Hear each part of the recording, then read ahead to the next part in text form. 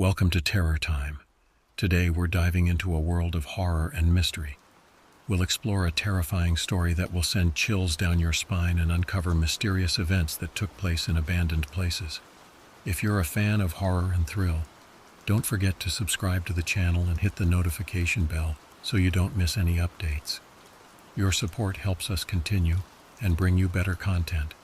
Get ready to face the buried fears, and let's begin this thrilling journey on Terror Time. It's been 4 years since that 4th of July night, but the memories still haunt me. I've tried to move on, to convince myself it was all just a cruel prank or a shared hallucination brought on by the Texas heat. But deep down, I know what we experienced was all too real. My name is Chris, and I was 22 years old when it happened. I just finished my junior year of college, looking forward to a summer of relaxation before diving into my senior year. My friends and I, Neil, Elijah, JD, and Neil's sister Katie, had been inseparable since high school. We'd stayed close even as we went off to different colleges, and our summer reunions had become a cherished tradition. That year we were all feeling a bit restless. Our small Texas town didn't offer much in the way of excitement, and we were itching for something different. It was Neil who suggested we spend the 4th of July at his grandparents' farmhouse. "They're out of town for the week," he said, a mischievous glint in his eye. "We'll have the whole place to ourselves, plenty of space to set off fireworks without worrying about noise complaints." The idea immediately appealed to all of us. A change of scenery, no parents or neighbors to worry about, and the promise of a wild night under the stars. We quickly made plans, pooling our money to buy fireworks and supplies for the trip. The morning of the 4th dawned bright and clear, with the promise of sweltering heat later in the day. I woke up early, a mix of excitement and inexplicable unease fluttering in my stomach. I tried to shake off the feeling as I packed my bag, chalking it up to nerves about the unfamiliar location. We met up at Neil's house around noon. The only vehicle available to us was his beat-up 2-door sedan, which posed a challenge for fitting 5 people and all our supplies. After some creative problem-solving and a fair bit of good-natured arguing, we managed to squeeze everyone in. Katie took the passenger seat, being the smallest, while Neil drove. The rest of us contorted ourselves into the back seat, with JD in the middle since he was the skinniest. The drive was about 40 miles, but it felt much longer in the cramped car. The air conditioning struggled to keep up with the July heat, and we were all sweating within minutes. Katie, always prepared, had put together a playlist for the trip. The upbeat music helped keep our spirits high despite the discomfort. About halfway through the journey, we stopped at a fireworks stand on the side of the road. The small shack was overflowing with colorful boxes and tubes promising spectacular displays. We spent nearly an hour debating which ones to buy, eventually settling on a mix of Roman candles, fountains, and a few larger cakes for the grand finale. With our haul secured in the trunk, we piled back into the car, resuming our uncomfortable positions for the remainder of the drive. As we left the main highway and turned onto smaller country roads, the landscape changed dramatically. Fields of corn and cotton stretched to the horizon, broken only by the occasional farmhouse or barn. The further we drove, the more isolated it felt, with houses becoming fewer and farther between. I found myself staring out the window, watching the landscape roll by. There was something unsettling about the vastness of it all, the way the open fields seemed to swallow up any signs of human habitation. I couldn't shake the feeling that we were driving into some place we didn't belong. Finally, after what seemed like an eternity of winding dirt roads, we turned onto a long driveway leading to Neil's grandparents' farmhouse. The 2-story wooden structure stood stark against the flat landscape, weathered by years of sun and wind. A large barn loomed behind it, and beyond that, I could see the edge of a dense forest. As we pulled up to the house, Neil casually mentioned that his grandparents were out of town for the week. "Wait, you didn't tell them we were coming?" I asked, suddenly feeling like we were intruding. Neil shrugged. "They won't mind. They're always saying I should use the place more often. Besides, we'll clean up before we leave. They'll never know we were here." We all piled out of the car, stretching our cramped limbs and taking in our surroundings. The farmhouse was old but well maintained, with a wide porch wrapping around the front and one side. A tire swing hung from a massive oak tree in the front yard, creaking slightly in the warm breeze. Katie, always the organizer of our group, spoke up. "I'll run into town and grab some food and drinks for tonight. You guys start setting up, okay?" Before anyone could protest, she had hopped back into the driver's seat and was backing down the driveway, leaving us without transportation or our fireworks, which were still in the trunk.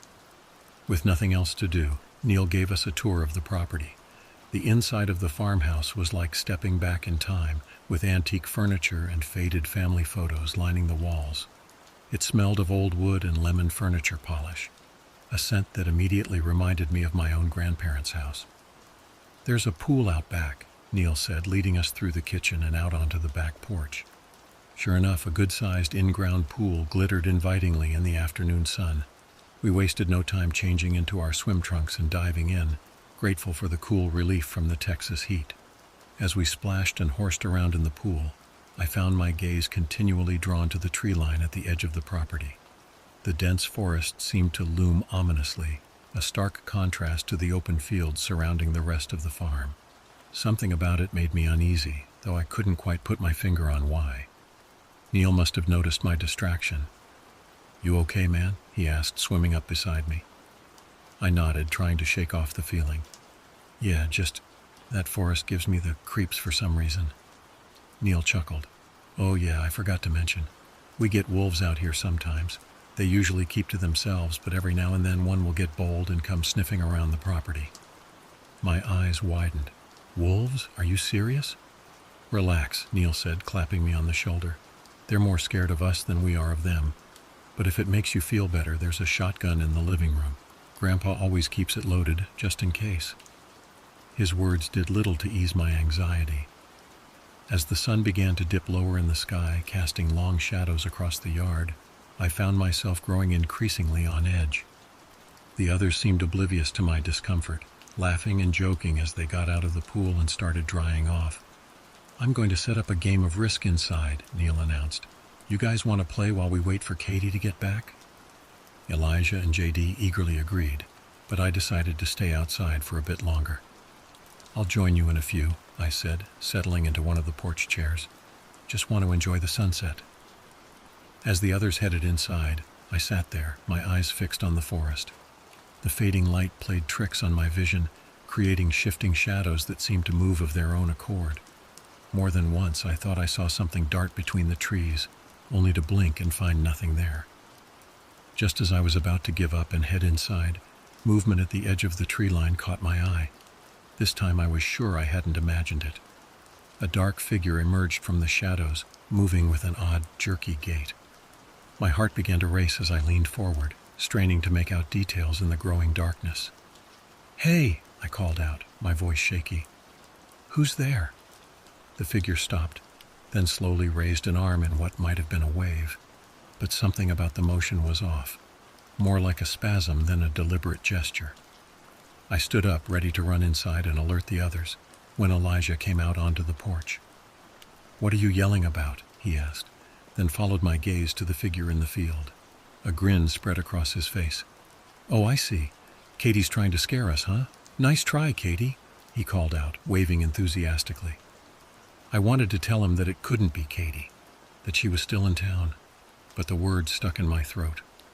Neil and JD, drawn by the commotion, joined us on the porch. "What's going on?" Neil asked, looking between us and the figure in the field. Elijah laughed. "Your sister's trying to pull a fast one on us. Look at her out there, probably thought she could sneak up and scare us." Neil squinted into the darkness, then chuckled. "Classic Katie. Hey sis," he shouted. "You can drop the act now. Come help us with the food." The figure in the field raised its arm again in that strange jerky motion. Something about the movement sent a chill down my spine. "Guys," I said quietly, "I don't think that's—" Before I could finish my sentence, a scream split the air. It was unlike anything I'd ever heard before, high-pitched and guttural at the same time, filled with a primal rage that made my blood run cold. The figure in the field began to move towards us, its motions becoming more frenzied and unnatural with each step. Panic set in immediately. We all scrambled for the door, nearly tripping over each other in our haste to get inside. Neil slammed the door shut behind us, fumbling with the lock. "What the hell was that?" JD gasped, his face pale with shock. I don't know, Neil said, his voice shaking, but we need to secure the house. Now. We split up, each taking a different section of the house to lock down. I ran from window to window, drawing curtains and checking locks, my heart pounding so hard I thought it might burst from my chest. As I worked, I could hear the others moving around the house, their footsteps quick and panicked. We regrouped in the kitchen, all of us breathing heavily and looking to each other for some kind of explanation or reassurance. Neil had retrieved the shotgun from the living room and was loading it with trembling hands. Okay, he said, trying to sound calm. Let's think this through. It has to be some kind of prank, right? Maybe Katie got one of her friends to help her scare us. JD shook his head. No way, man. That scream, that wasn't human. And the way it moved? I've never seen anything like that. A horrible thought occurred to me. Wait, where's Katie? She should have been back by now. The color drained from Neil's face. He pulled out his phone and dialed his sister's number, putting it on speaker. We all held our breath as the phone rang once, twice, 3 times. Finally, Katie's cheerful voice came through the speaker. Hey, Neil, I'm on my way back now. The lines at the store were crazy. Is everything okay? The relief in the room was palpable, but it was short-lived. If Katie was still on her way back, then who or what was outside? Neil quickly filled Katie in on what had happened, telling her to stay in town and call the police. As he hung up, we heard it again. That blood-curdling scream, closer this time. It sounded like it was coming from just outside the house. We huddled together in the kitchen, Neil standing guard with the shotgun while the rest of us armed ourselves with whatever we could find. Kitchen knives, heavy pans, a fireplace poker. The minutes ticked by in agonizing silence, broken only by our ragged breathing and the occasional creak of the old house settling. Then we heard it. A soft, almost hesitant knock at the front door. We all froze, exchanging terrified glances. The knock came again, slightly louder this time. Hello? A voice called from outside. It sounded almost like Katie, but wrong. The pitch was off, the inflection unnatural, as if someone was trying to mimic her voice without quite getting it right. Let me in. I forgot my key. JD started to stand, but Neil held out an arm to stop him. That's not Katie, he whispered. Don't move. The knocking continued, growing more insistent. Please, the voice said, an edge of desperation creeping in. I'm scared. There's something out here. Let me in. I could see the conflict on Neil's face. What if we were wrong? What if it really was Katie out there in danger? But the memory of that inhuman scream, of the jerky, unnatural movements of the figure in the field, kept us rooted in place. Suddenly the knocking stopped. For a moment all was quiet. Then, without warning, an overwhelming stench filled the house. It was like nothing I'd ever smelled before. A mixture of rotting meat, stagnant water, and something else. Something alien and indescribable. The odor was so powerful, so viscerally wrong that I felt my stomach heave. JD wasn't so lucky. He stumbled to the sink, retching violently. The rest of us covered our noses and mouths, gagging on the putrid air. Just when I thought I couldn't take it anymore, the smell vanished as quickly as it had appeared, leaving us gasping for breath. What the hell is going on? Elijah croaked, wiping tears from his eyes. Before anyone could respond, we heard a new sound. A low, keening whine coming from the direction of the front porch. It was almost pitiful, like an injured animal. Despite everything, I felt a twinge of sympathy. Neil motioned for us to stay put as he crept towards the front of the house, shotgun at the ready. We followed at a distance, our improvised weapons clutched tightly. As we neared the front door, the whining grew louder, interspersed with what sounded like attempts at speech. Hello? The voice was raspy, childlike. Help me. JD stiffened beside me. That sounds like me, he whispered, his face a mask of horror. Sure enough, as we listened, the voice began to sound more and more like JD's, mimicking his accent and speech patterns with unsettling accuracy. Guys, let me in. Please. I'm hurt. JD shook his head violently. That's not me, he said, his voice rising in panic. I'm right here. That's not me. The thing outside must have heard him because suddenly its voice changed. It let out a piercing shriek, an exact replica of the scream we'd heard earlier. The front door began to shake as something pounded against it, not with the force of someone trying to break in, but with a steady, almost polite rhythm. I don't know what snapped in Neil at that moment. Maybe it was fear for his sister, still out there somewhere. Maybe it was the violation of having this thing mimic our voices, invade our safe space. Whatever the reason, he suddenly strode forward, yanking open the front door. "Get the hell away from us," he roared, raising the shotgun. Time seemed to slow down. I saw Neil's finger tighten on the trigger. I saw the muzzle flash, heard the deafening boom of the shotgun, and then nothing. When the ringing in my ears subsided, I realized I had squeezed my eyes shut. Slowly I opened them, peering around Neil's rigid form in the doorway. There was nothing there. No body, no blood, not even a sign that anything had been there at all. Just the empty driveway and the dark road beyond. Neil lowered the gun, his hands shaking. "We're leaving," he said, his voice barely above a whisper. "Now." We didn't need to be told twice. We grabbed our belongings and piled into Neil's car, not even bothering to lock up the house. As we sped down the driveway, I caught a glimpse of movement at the edge of the forest. A dark figure standing perfectly still, watching us leave. We met Katie on the road, her car loaded with the food and drinks she'd bought for our celebration. One look at our faces told her all she needed to know. Without a word, she turned her car around and followed us back to town. The drive back was tense and silent. We were all lost in our own thoughts, trying to process what had just happened. I kept replaying the events in my mind, searching for some rational explanation, some detail that would make sense of it all.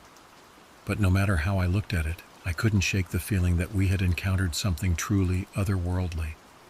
When we finally reached town, none of us wanted to be alone. We ended up at Neil's house, huddled together in his living room, jumping at every sound. Katie called the police, but when they finally arrived, there wasn't much they could do. We told them our story, but I could see the skepticism in their eyes. To them, we were just a group of kids who'd had too much to drink and let their imaginations run wild. The officers promised to send a patrol car out to the farmhouse to check things out, but I knew they wouldn't find anything.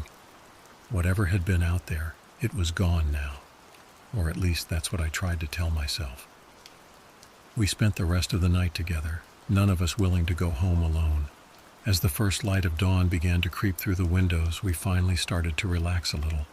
The horrors of the night seemed less real in the soft morning light, but the relief was short-lived. As we were sitting around the kitchen table, nursing cups of coffee and trying to make sense of what had happened, Neil's phone rang. It was his grandfather. Neil's face went pale as he listened.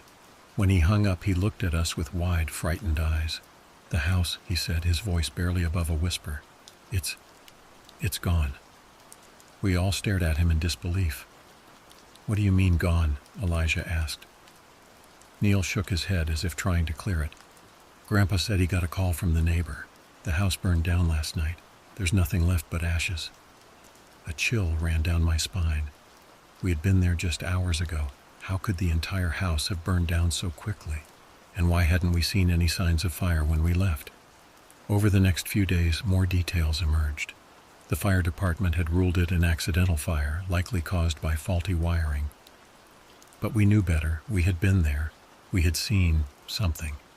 In the weeks that followed, we tried to go back to our normal lives, but nothing felt normal anymore. We jumped at shadows, flinched at unexpected sounds.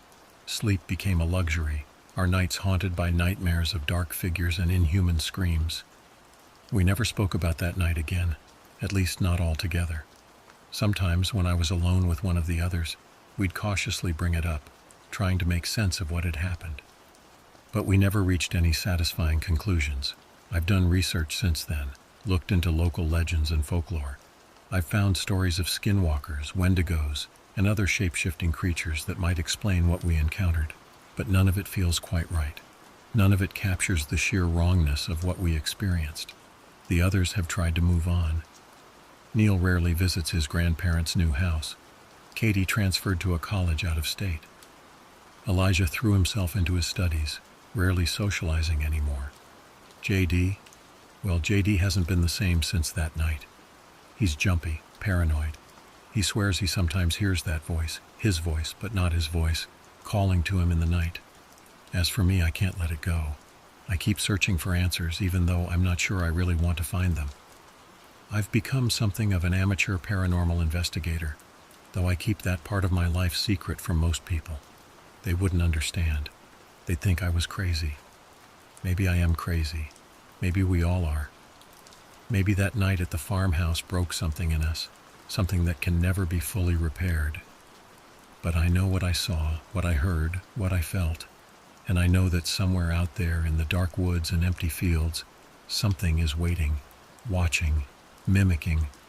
Every 4th of July, instead of celebrating, I find myself locking the doors, drawing the curtains, and waiting for the night to pass. I tell myself it's just paranoia, that lightning doesn't strike twice. But deep down, I know the truth. Whatever was out there that night, whatever that thing was, it's still out there.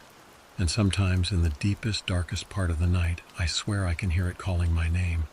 The old mansion loomed before me as I pulled up to the entrance gate, its brick facade a dark silhouette against the night sky.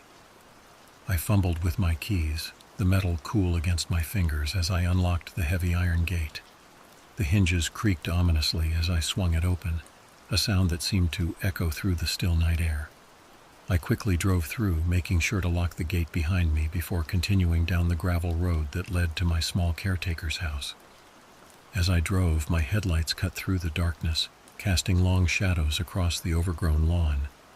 The trees that lined the property seemed to lean in, their branches reaching out like gnarled fingers. I couldn't shake the feeling that I was being watched, even though I knew it was impossible. The 8-foot fence topped with barbed wire made sure of that. I had been working for the County Historic Preservation in southern Appalachia for just over a year now. My job involved maintaining and restoring the various historic properties owned by the county. It was fulfilling work, combining my love for history with my skills in carpentry and restoration. The added benefit of living on site at one of the properties was a major selling point when I took the job. The property I called home was a sprawling 5-acre parcel dominated by the imposing brick mansion built in the 1810s. My own living quarters were far more modest, a small caretaker's house about 20 feet from the main building. It wasn't much, but it was home. As I rounded the corner of one of the outbuildings, my headlights illuminated something that made my blood run cold. There, standing in the middle of the gravel path, was a creature unlike anything I had ever seen before. At first glance, it appeared to be roughly the size of a deer, but that's where any semblance to familiar wildlife ended. Its legs were impossibly long and spindly, looking almost too fragile to support its body. Long, shaggy hair covered its form, matted in places and hanging in others. The overall effect was unsettling, like some nightmarish cross between a deer and a wolf. My mind raced, trying to make sense of what I was seeing. How had this thing gotten onto the property? The fence was impenetrable. I had checked it myself just last week during my regular rounds. There was no way something this size could have squeezed through or climbed over without leaving obvious signs. Against my better judgment, I decided to get a closer look. I slowly opened my car door, wincing at the loud creak that shattered the silence. The creature's head snapped towards me, and I froze, one foot on the gravel, my hand still on the door handle. What happened next defied all logic and sent a chill down my spine that I can still feel to this day. The creature, which had been standing on all fours, suddenly began to change. Its back straightened, rising up until it was standing fully erect on its hind legs. In that moment, it looked almost human, if humans were covered in matted fur and stood over 7 feet tall. Before I could react, the thing took off running, not on 4 legs as any normal animal would, but on 2, sprinting away with a speed that seemed impossible for its gangly frame. It disappeared into the shadows of the property faster than I could track, leaving me standing there, mouth agape, trying to process what I had just witnessed. Adrenaline coursing through my veins, I sprang into action. I ran back to my car, yanking open the trunk to retrieve my heavy-duty flashlight and the shotgun I kept for emergencies. The cool metal of the gun was reassuring in my hands as I began to search the area where the creature had been.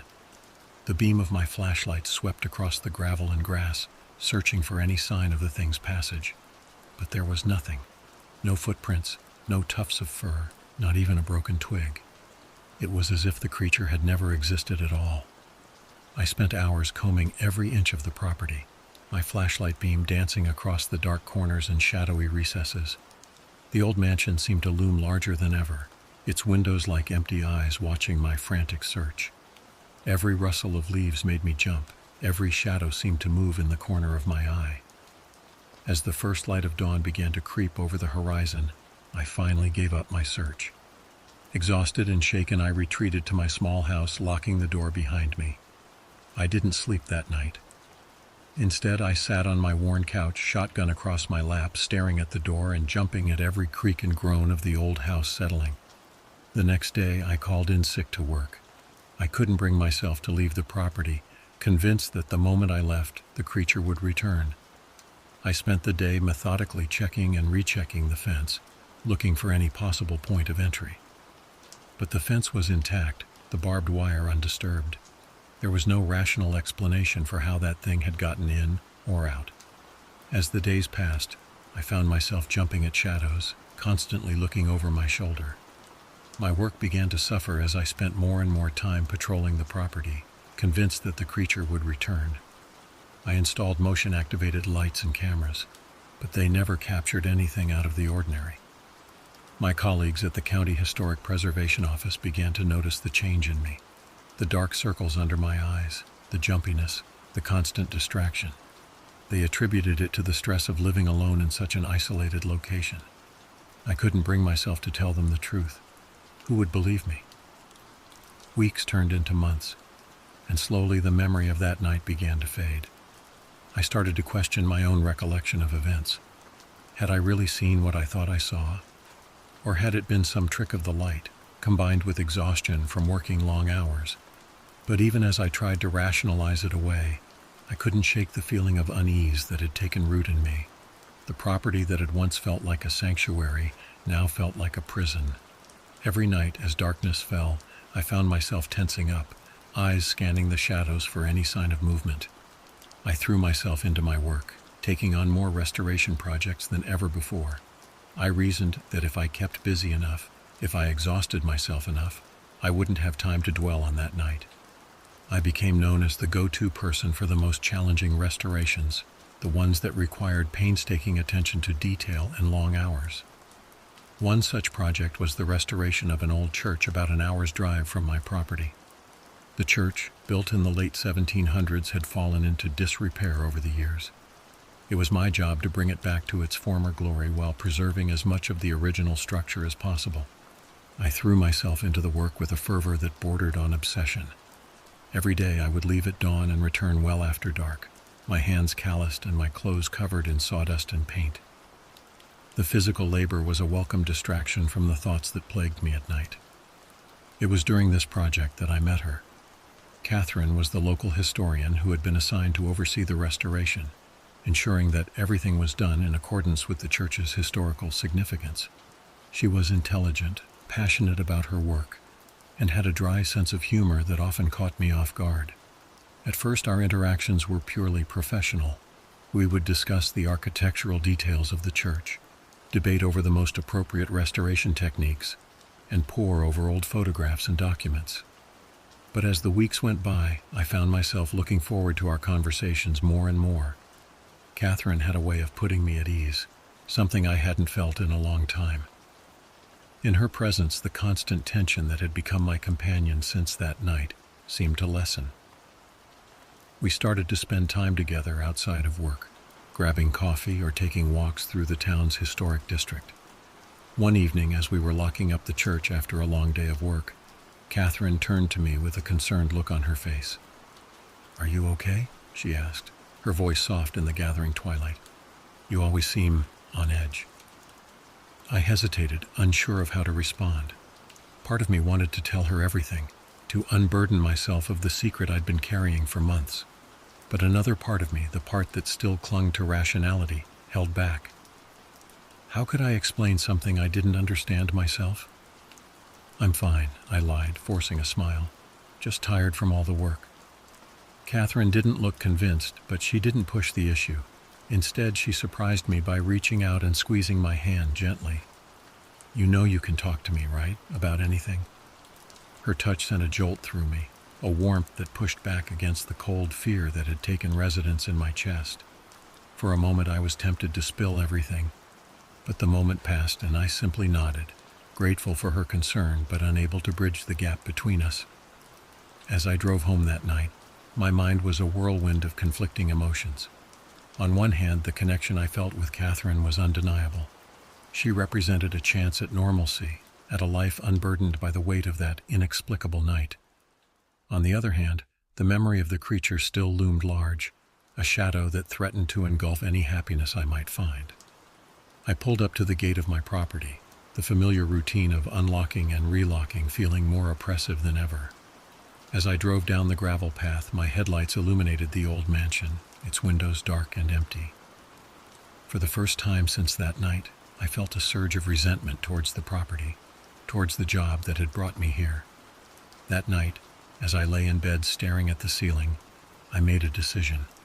I couldn't continue living like this, jumping at shadows and pushing away any chance at connection. Whatever I had seen that night, whether it was real or some product of an overworked mind, I couldn't let it control my life any longer. The next morning I called my supervisor at the County Historic Preservation Office. I told him that I needed to move out of the caretaker's house, citing the isolation and the toll it was taking on my mental health. He was understanding, even sympathetic, and assured me that we could work something out. Over the next few weeks, I threw myself into the process of moving. I found a small apartment in town, close to the historic district where most of my work was centered. As I packed up my belongings, I felt a weight lifting from my shoulders. Each box I carried out of the caretaker's house felt like shedding a layer of fear and doubt. The night before I was set to move out completely, I stood in the backyard of the property, looking up at the old mansion. The moon was full, casting long shadows across the overgrown lawn. For a moment, I thought I saw movement at the edge of the property, a flicker of something tall and gangly disappearing into the tree line. But when I blinked, it was gone. I took a deep breath, letting the cool night air fill my lungs. Whatever I had seen that night months ago, whatever it was that still lurked at the edges of my memory, it no longer had power over me. I had made my choice to move forward, to embrace life and connection rather than hide away in fear. As I turned to head back to the caretaker's house for the last time, I felt a sense of peace wash over me. The old mansion would always be a part of my story, a chapter in my life that had shaped me in ways I was only beginning to understand. But it was time to start a new chapter, one filled with possibility and hope. The next day, as I handed over the keys to the new caretaker, a young, eager historian fresh out of college, I felt a mix of emotions. There was relief, certainly, at leaving behind the site of so much anxiety and fear. But there was also a twinge of something else, a sense of unfinished business, perhaps, or a lingering curiosity about what really happened that night. I didn't share my experience with the new caretaker. What would be the point? Either he would think I was crazy, or worse, he would believe me and spend his nights jumping at shadows the way I had. Instead, I simply wished him well and drove away, watching the old mansion recede in my rearview mirror. My new life in town took some adjustment. After months of isolation, the constant bustle of people and traffic felt overwhelming at first. But gradually I began to appreciate the energy of urban living, the sense of being part of a community rather than separate from it. My work with the County Historic Preservation continued, but now I approached it with renewed enthusiasm. Without the constant dread that had plagued me at the old property, I found myself able to fully immerse myself in the challenges and joys of restoration work. And then there was Catherine. Our relationship, which had been tentative and uncertain while I was still living at the old property, blossomed in the light of my newfound freedom. We began dating officially, spending our free time exploring the town's historic sites and discussing our shared passion for preserving the past. One evening, as we sat on the porch of my new apartment watching the sunset paint the sky in brilliant hues of orange and pink, Catherine turned to me with a curious expression. "You know," she said, her voice thoughtful, "you never did tell me why you really left that old mansion. I know there was more to it than just feeling isolated." I hesitated, my old instinct to keep that night a secret warring with my desire to be open with her. Finally, I took a deep breath and began to speak. I told her everything, the creature I had seen, its impossible transformation, the months of fear and doubt that followed. As I spoke, I waited for the look of disbelief, the subtle shift away that would signal she thought I was losing my mind. But it never came. Instead, Catherine listened intently, her eyes never leaving my face. When I finished, there was a long moment of silence. Then, to my surprise, Catherine reached out and took my hand. "I believe you," she said simply. Those 3 words washed over me like a wave, carrying away the last remnants of doubt and fear that had clung to me. In that moment, I felt truly free for the first time since that night at the old mansion. "You do?" I asked, my voice barely above a whisper. Catherine nodded, a small smile playing at the corners of her mouth. "I've lived in this area my whole life," she said, "and I've heard stories, whispers really, about things in these mountains that can't be explained. Most people dismiss them as legends or campfire tales, but the way you described it, I don't think you were imagining things." Her words opened up a whole new world of questions, but strangely I didn't feel the need to pursue them. Knowing that she believed me, that I wasn't alone in my experience, was enough. As the weeks turned into months and months into years, the memory of that night at the old mansion faded into the background of my life. It became a story I rarely thought about, let alone shared. But on quiet nights, when the moon is full and the shadows seem to move of their own accord, I sometimes find myself wondering about that creature. Did it still roam the grounds of the old mansion, hidden from sight but ever present? Had the new caretaker ever caught a glimpse of it, standing impossibly tall in the moonlight? Or was it perhaps nothing more than a manifestation of my own fears and isolation, brought to life by an overworked mind? In the end, I've come to realize that the truth of what I saw that night doesn't really matter. What matters is how it changed me, how it pushed me to confront my fears and take control of my life. It led me to Catherine, to a deeper appreciation for the community around me, and to a renewed passion for my work in historic preservation. The old mansion still stands, a silent sentinel guarding its secrets. And somewhere in the shadowy corners of southern Appalachia, perhaps something still moves in the night, defying explanation and challenging our understanding of the world. But for me, those shadows no longer hold any fear. I've learned that the real monsters are the ones we create in our own minds, and that the power to overcome them lies within us. As I sit here now, writing this account of my experience, I'm struck by how much has changed since that night. The young, isolated caretaker who trembled at shadows has been replaced by a man who faces life with curiosity and courage. I still work in historic preservation, still spend my days uncovering the secrets of the past. But now I do it with a sense of wonder rather than fear. Catherine and I were married last spring in the very church we had restored together. As we exchanged our vows, I caught a glimpse of movement outside one of the old stained glass windows. For a moment my heart jumped, old instincts kicking in. But then I smiled, realizing it was just a branch swaying in the breeze. The clock on my dashboard read 9:45 p.m. as I pulled out of my girlfriend's driveway. We were both tired after a long day, but I had work early the next morning, so we couldn't put off the drive any longer. I lived about an hour away, and the route between our homes took us through a stretch of isolated country roads that wound through ranches and dense woods. "Ready for our midnight adventure?" I asked, trying to lighten the mood. My girlfriend, let's call her Rachel, gave me a sleepy smile and nodded. "As ready as I'll ever be," she replied, settling into the passenger seat. "Just don't fall asleep on me, okay?" I chuckled. "No promises. You might have to keep me entertained." As we set off, the familiar streets of her suburban neighborhood gave way to the open countryside. The moon hung low and full in the sky, casting an ethereal glow over the rolling hills and scattered farmhouses. It was beautiful, in a haunting sort of way. For the first 20 minutes or so, we chatted idly about our day, our plans for the weekend, and the latest drama at Rachel's workplace. But as we approached the wooded area that marked the halfway point of our journey, a comfortable silence fell between us. The trees loomed on either side of the road, their branches reaching out like gnarled fingers, creating a tunnel of shadows. I flicked on my high beams, cutting through the darkness ahead. Rachel shifted in her seat, pulling her jacket tighter around her shoulders. "I always get a little creeped out by this part," she admitted softly. I nodded in agreement. "Yeah, it's pretty spooky at night. But hey, we've done this drive 100 times, right? Nothing to worry about." As if on cue, we rounded a sharp bend in the road. What happened next is something I'll never forget, no matter how much I might want to.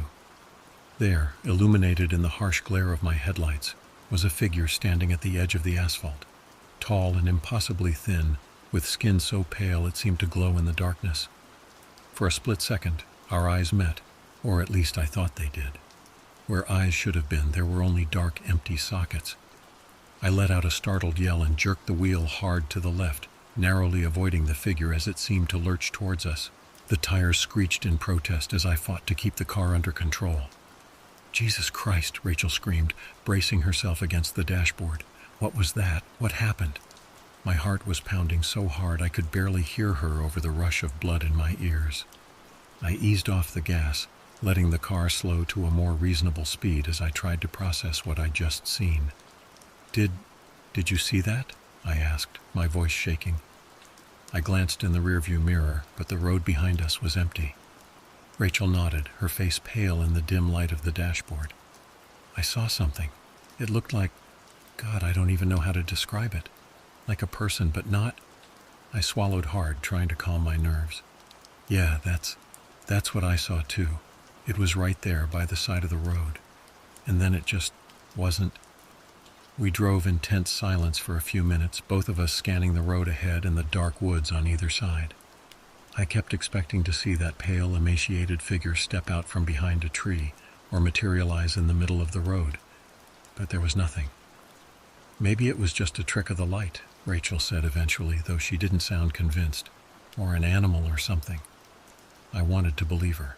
I wanted to laugh it off, chalk it up to an overactive imagination fueled by too many late nights and horror movies. But I couldn't shake the image of those empty eye sockets, the way the figure had seemed to reach for us as we sped by. "Yeah, maybe," I replied, not wanting to argue. Let's just focus on getting home, okay?" Rachel nodded and we lapsed back into silence. The tension in the car was palpable, like a living thing coiled between us. Every shadow on the road, every rustle in the underbrush set my nerves on edge. About 15 minutes later, we came around another bend in the road. In the distance, I could see something lying on the shoulder. As we got closer, the shape became clearer and my stomach dropped. It was a deer carcass, fresh and bloody. The poor animal must have been hit by a car not long before we came through. Its eyes were wide and glassy, reflecting the moonlight in a way that made my skin crawl. "Oh God," Rachel whispered as we drove past. "That's awful." I nodded, unable to speak. There was something about the way the deer was positioned, sprawled across the road like a gruesome offering, that felt wrong, deliberate almost. As we continued on, the woods seemed to press in closer around us. The trees were dense here, their branches intertwining overhead to block out most of the moonlight. Our headlights provided the only real illumination, creating a small bubble of light that felt increasingly inadequate. "I don't like this," Rachel said, her voice barely above a whisper. Can we go faster?" I pressed down on the accelerator, eager to put as much distance between us and that deer carcass as possible. The engine roared as we sped up, the trees blurring into a solid wall of darkness on either side. And then, out of the corner of my eye, I saw movement. It was just a flash, gone almost before I could register it. But in that split second, I could have sworn I saw a pale, elongated figure darting between the trees, keeping pace with our car. My hands tightened on the steering wheel until my knuckles turned white. I didn't say anything to Rachel, didn't want to frighten her more than she already was. But I could tell from the way she was sitting ramrod straight in her seat, her eyes fixed on the road ahead, that she had seen it too.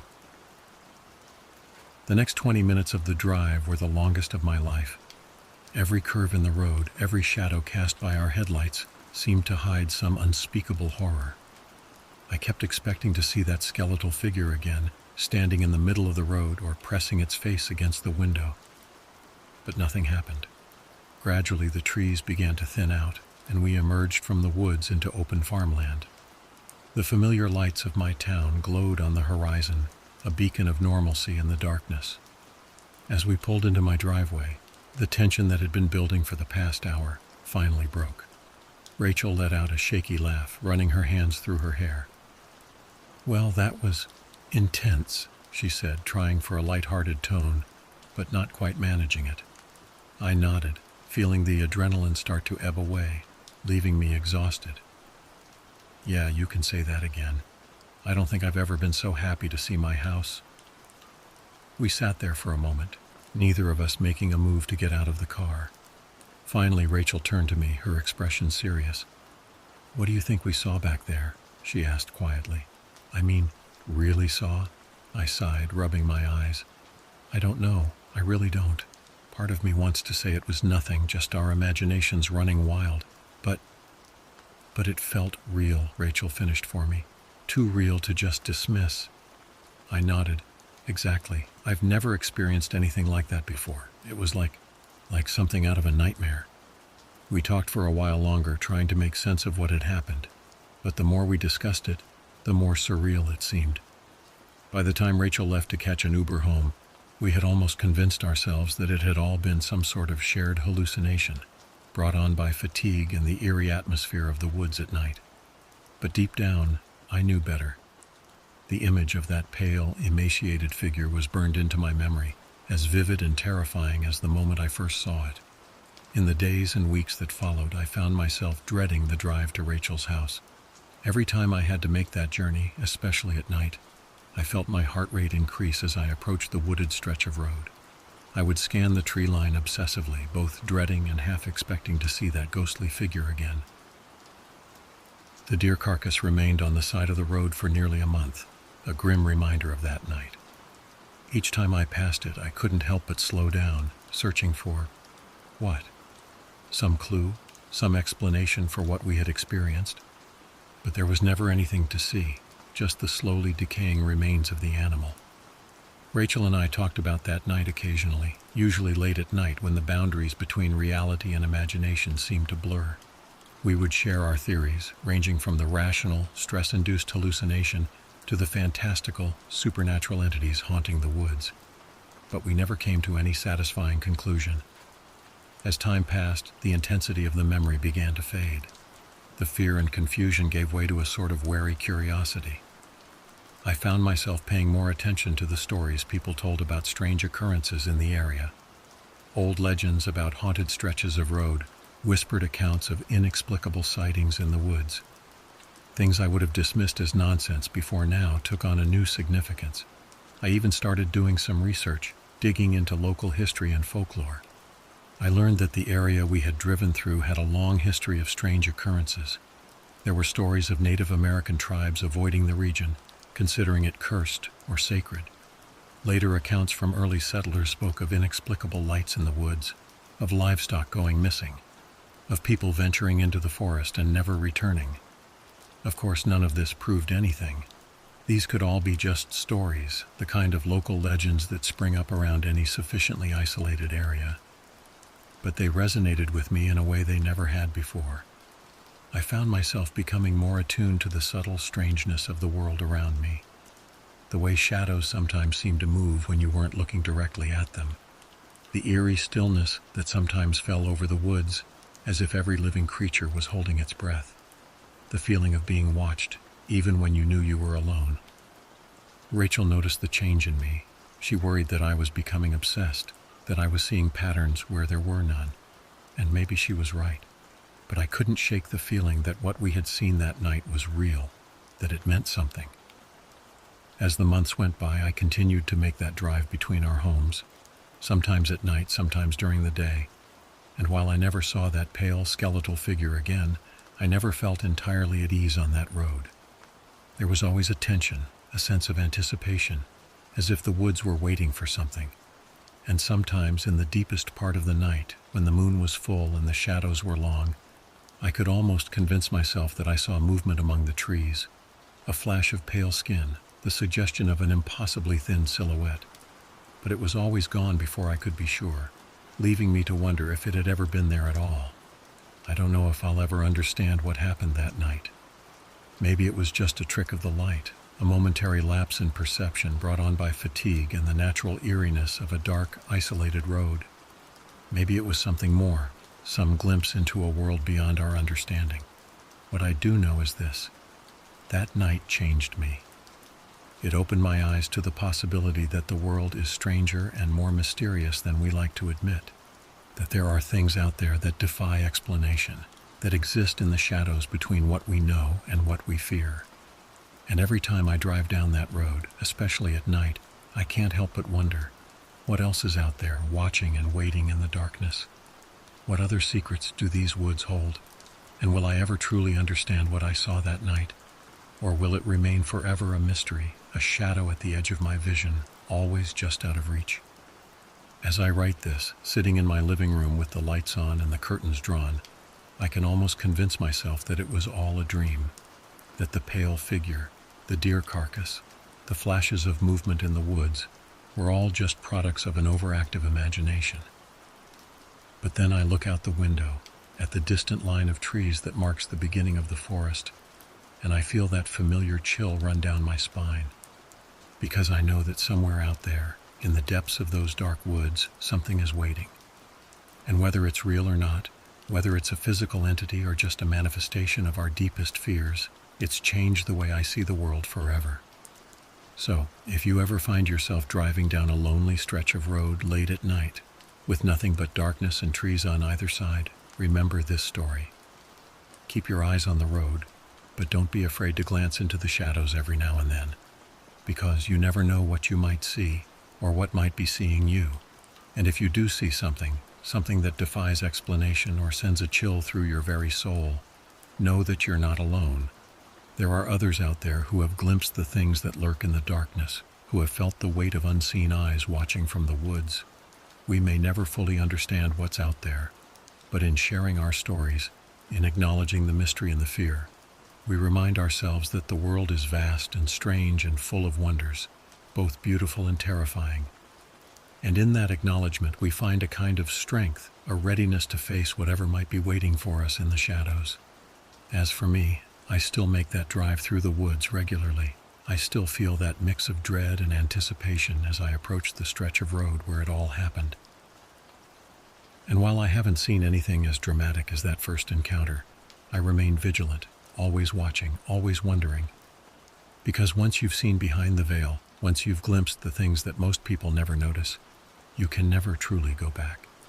The world becomes a different place, bigger, stranger, more wonderful and more terrifying than you ever imagined. And so I drive on, through the night and the shadows, carrying with me the memory of that pale figure and all that it represents, waiting, watching, and wondering what other secrets the darkness might hold. The gentle hum of my RV's engine filled the air as I navigated the winding country roads leading to Lake Laconic. Beside me, my loyal golden retriever Cooper sat with his head out the window, tongue lolling in the breeze. His excitement was infectious, and I found myself smiling despite the weight of looming deadlines and persistent writer's block that had driven me to seek this weekend getaway. As a freelance writer, I'd been looking forward to this trip for weeks. The plan was simple, just me, Cooper, and our trusty RV, heading out for a couple of days of peace and quiet by the lake. Little did I know that this seemingly innocent escape would turn into a nightmare that would haunt me for years to come. The concrete jungle of the city gradually gave way to rolling hills and dense forests as we drove deeper into the countryside. The tension in my shoulders began to ease as the familiar pressures of urban life faded into the rearview mirror. This was exactly what I needed, a chance to clear my head and hopefully reignite my creative spark. As we approached Lake Laconic, the sun was already dipping low on the horizon, painting the sky in brilliant hues of orange and pink. The lake itself was a perfect mirror, reflecting the vibrant colors above and the silhouettes of the surrounding pines. The sight was breathtaking, and for a moment I forgot all about my writing woes and impending deadlines. I found a secluded spot to park the RV about 50 yards from the shoreline. It was perfect, close enough to the water for easy access, but far enough back to give us some privacy. As I began setting up our campsite, I noticed an old pickup truck parked about 100 yards away, partially hidden by a cluster of trees. The truck looked like it had seen better days. Its once red paint was now a patchwork of rust and faded color, and the tires seemed to be slowly sinking into the soft earth. It struck me as odd, but I shrugged it off. Probably belonged to some old-timer who used the lake as his private fishing spot. With the RV parked and leveled, I set up my folding chair by the water's edge. Cooper sprawled out beside me, his tail thumping contentedly against the ground. I cracked open a cold beer from the cooler and took a long, satisfying swig. The stress of the city seemed to melt away with each passing moment. As darkness fell, I lit a small campfire and roasted some hot dogs for dinner. Cooper got his share too, of course. The night was quiet, almost unnaturally so. No crickets chirping, no frogs croaking, just the occasional pop and crackle from the fire.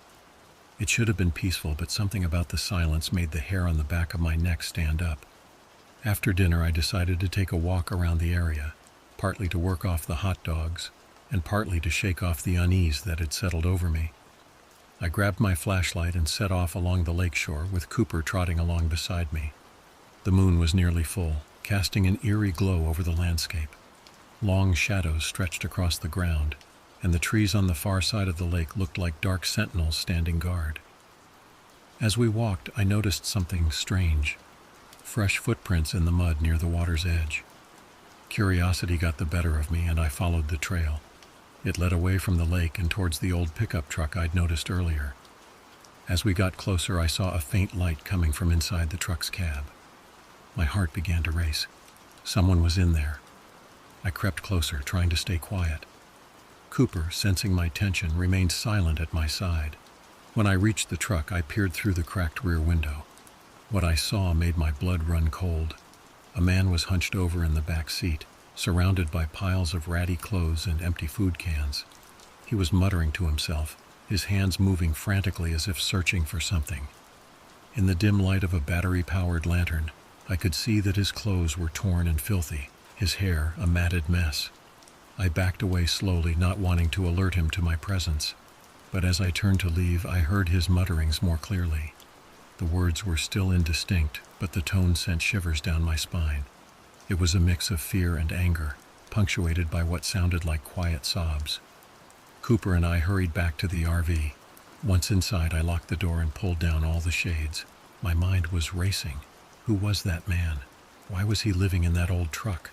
Was he dangerous? I turned on the small TV, hoping the noise would drown out my thoughts and calm my nerves.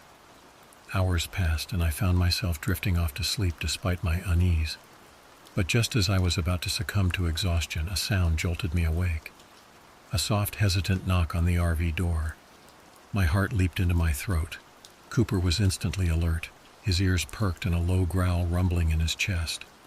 I grabbed the heavy-duty flashlight I kept by the bed. It could serve as a weapon if needed, and approached the door cautiously. "Who's there?" I called out, trying to keep my voice steady. No response came, just another knock, more insistent this time. "I said, who's there?" I repeated, louder now. Finally, a voice answered, weak, raspy, barely above a whisper. "Please help me." I hesitated, my hand on the door handle. Everything in me screamed that this was a bad idea, that I should call the police or simply drive away. But something in that voice, the raw desperation, made me pause. Slowly, I cracked open the door, keeping the chain lock engaged. The man from the truck stood there, looking even more haggard up close. His eyes were wild, darting back and forth as if expecting something to leap out of the shadows at any moment. "What do you want?" I asked, still not opening the door fully. "Please," he repeated, his voice shaking. "Someone's after me. He's going to kill me. I need help." I weighed my options quickly. We were miles from the nearest town, and cell reception out here was spotty at best. Even if I called the police, it could be hours before they arrived.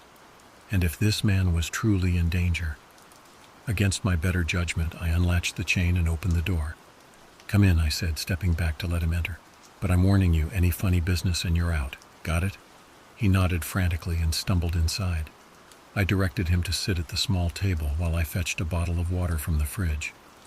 Cooper positioned himself between me and the stranger, his normally friendly demeanor replaced by watchful caution. "What's your name?" I asked as I handed him the water. He gulped it down before answering. "Martin. My name's Martin." "Okay, Martin. Tell me what's going on. Who's after you?" Martin's hands shook as he set down the empty bottle. "I was hiking through the forest a few days ago when I came across this old cabin. It was raining, so I thought I'd take shelter inside. I thought it was abandoned, but He trailed off, his eyes going distant. But what? I prompted. There was someone living there, a man. He wasn't right in the head.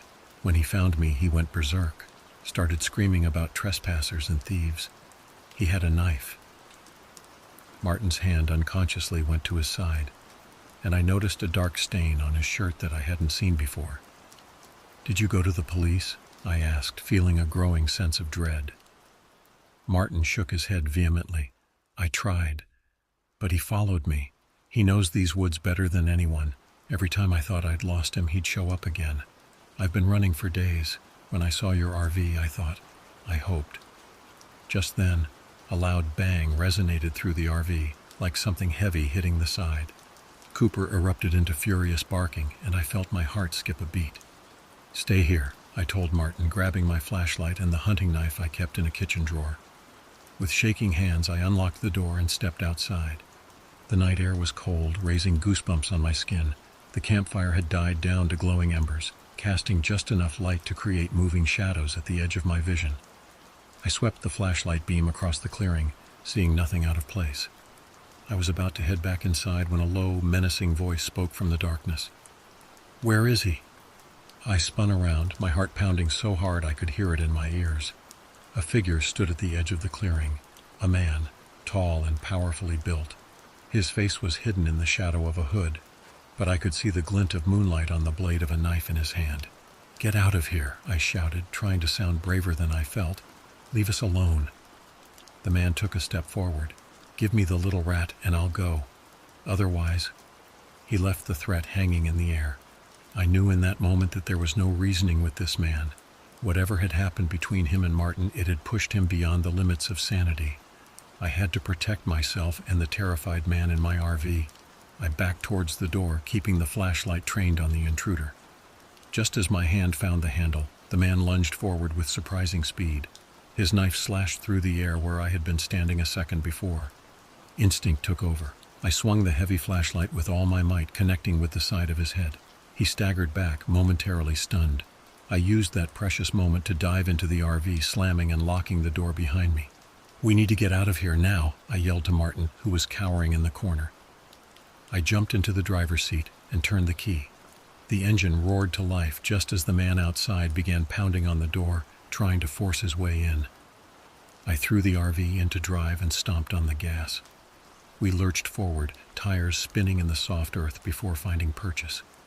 The attackers' enraged shouts faded as we sped away from the campsite, deeper into the forest on the narrow access road. For what felt like hours, we drove through the night.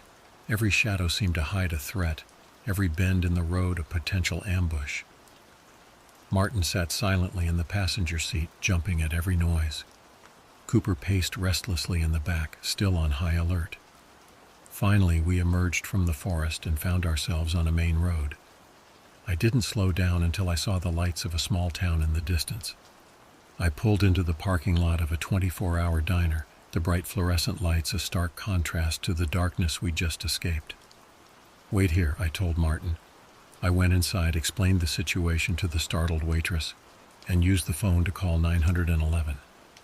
Within minutes, 2 police cruisers pulled into the parking lot, lights flashing. I recounted the whole story to the officers. The footprints by the lake, the man in the truck, the attack at the RV. They took Martin into custody, assuring me they would get him the medical and psychological help he clearly needed. As I watched them drive away, I felt a mixture of relief and lingering fear. The ordeal was over, but I couldn't shake the feeling that it wasn't truly finished. The attacker's face, hidden by that hood, haunted my thoughts. He was still out there somewhere in those dark woods, waiting.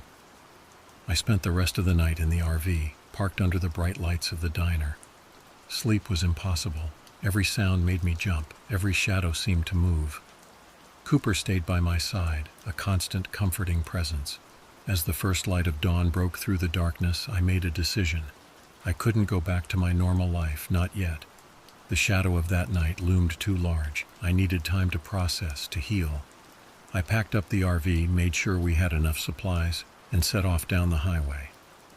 I had no destination in mind, just a need to keep moving, to put distance between myself and Lake Laconic.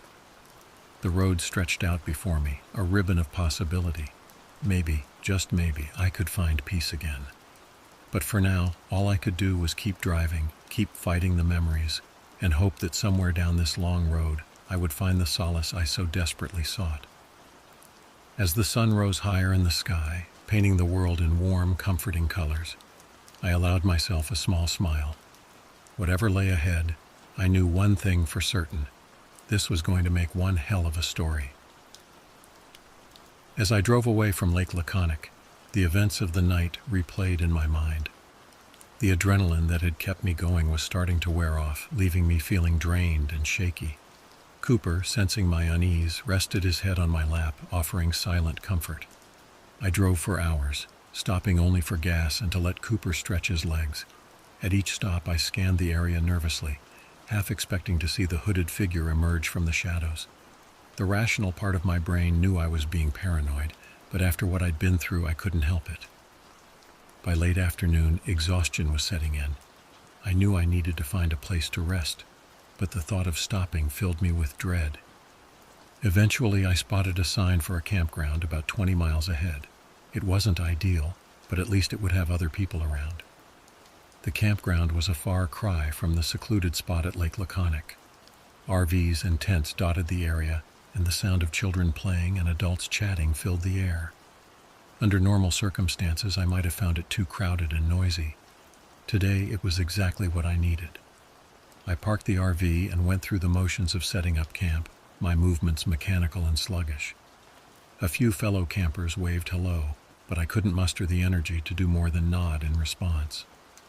Once everything was set up, I collapsed onto the small bed in the RV, Cooper curling up beside me. Sleep came in fitful bursts, punctuated by vivid nightmares. In my dreams, I was back at Lake Laconic, running through endless dark woods, the hooded figure always just a step behind me. I woke up several times, heart racing, before finally giving up on sleep altogether. As dawn broke, I made a decision. I couldn't keep running aimlessly. I needed to go back home, back to my routine. Maybe that would help me shake off this lingering fear. I packed up the RV and hit the road once more, this time with a clear destination in mind. The familiar sights of my neighborhood should have been comforting, but as I pulled into my driveway, I felt a strange sense of disconnect.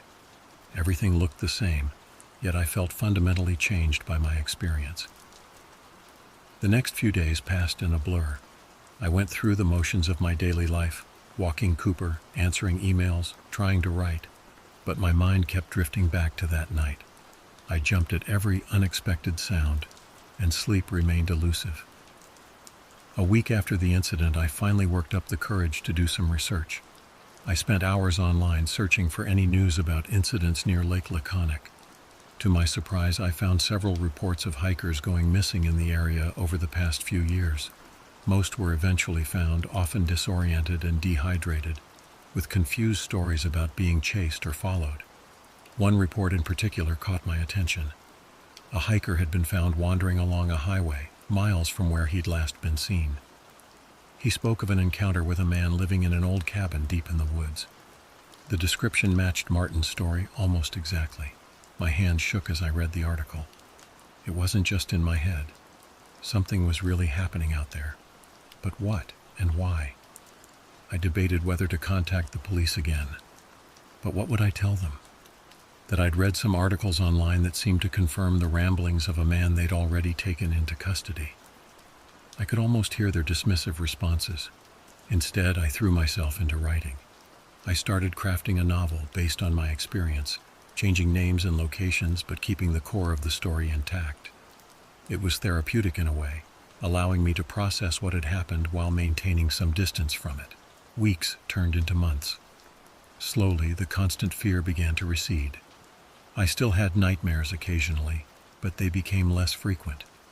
I finished my novel and, to my surprise, found an agent interested in representing it. As my book went through the publishing process, I received an unexpected call. It was from a detective in the area near Lake Laconic. He'd read an advance copy of my book and recognized similarities to some cold cases he'd been working on. At first, I was hesitant to speak with him. I'd finally started to move on, and I wasn't sure I wanted to dredge up those memories again. But as he spoke, describing the cases he'd been investigating, I realized I couldn't walk away. If there was any chance my experience could help solve these cases, I had to try. Over the next few months, I worked closely with the detective, going over every detail of that night. We pored over maps of the area, trying to pinpoint the location of the cabin Martin had mentioned. It was slow, often frustrating work, but I felt like I was finally doing something productive with my fear. As fall turned to winter, the detective called with news. They'd found a cabin deep in the woods that matched the description from my story and the other reports. It was abandoned when they found it, but there was evidence someone had been living there recently. They also found something else, a hidden room beneath the cabin floor, filled with maps, newspaper clippings, and detailed notes about the people who'd gone missing in the area. It was the lair of a predator who had been stalking the woods for years. The case was far from over, but it was a breakthrough. For the first time since that night at Lake Laconic, I felt a sense of closure beginning to form. The monster in the woods was no longer just a shadowy figure in my nightmares. He was real, and now he was being hunted. As I hung up the phone after talking with the detective, I looked out my window at the city street below. The world suddenly seemed a little less dark, a little more manageable. I knew the road ahead would still be challenging. There were still questions to be answered, a trial to face if they ever caught the man. But for the first time in months, I felt ready to face whatever came next. I sat down at my computer and opened a new document. I had a sequel to write, and this time the story wouldn't just be about survival. It would be about justice, about shining a light into the darkest corners of the world and facing what we find there. As my fingers flew across the keyboard, I felt a familiar spark of creativity, stronger than it had been in years. The writer's block that had driven me to Lake Laconic in the first place was gone, replaced by an urgent need to tell this story. Not just my story, but the stories of all those who had encountered the shadow in the woods. Cooper lay at my feet, a constant reminder of the comfort and courage he'd provided throughout this ordeal. Outside, the city hummed with life, oblivious to the dark tale unfolding on my screen. But that was okay. Some stories need to be told, even if they're hard to hear. And I was ready to be the one to tell it. As I wrote, I realized that this experience, as terrifying as it had been, had changed me in ways I was only beginning to understand. It had shown me the darkness that can lurk in the world, yes, but it had also shown me my own strength, my capacity for courage in the face of the unknown. The sun began to set, casting long shadows across my desk. But for once, the encroaching darkness didn't fill me with dread. Instead, I felt a sense of purpose, of determination. Whatever lay ahead, I would face it head on, one word at a time. And so I wrote, my story unfolding on the screen, a beacon of truth in a world that sometimes seemed consumed by shadows. It wasn't just a story anymore. It was a mission, a calling, and I was ready to answer it.